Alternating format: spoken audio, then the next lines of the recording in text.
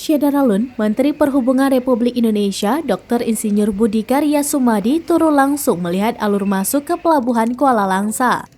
Saat itu, Menhub Budi didampingi juga Direktur Utama PT Pelindo III, Dr. Andes Putu Sri Mulyanto MMCMA yang membawahi Pelabuhan Kuala Langsa.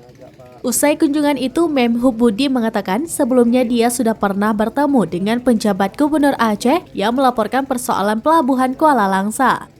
PJ Gubernur Aceh Ahmad Marzuki saat itu melaporkan kepadanya bahwa ada terjadinya pengendapan pasir setinggi 3 meter lebih di alur jalur masuk ke Pelabuhan Kuala Langsa. Sehingga untuk mengaktifkan Pelabuhan Kuala Langsa terkendala adanya pendangkalan jalur tersebut sebab tidak bisa dilalui kapal besar menuju ke pelabuhan.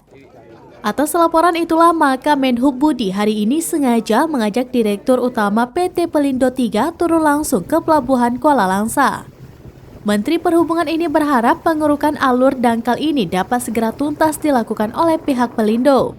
Anggota DPR RI dari fraksi Partai Golkar, Haji Ilham Pangestu menyebutkan, kedatangan Menhub hari ini ke Pelabuhan Kuala Langsa sudah lama dinantikan oleh masyarakat.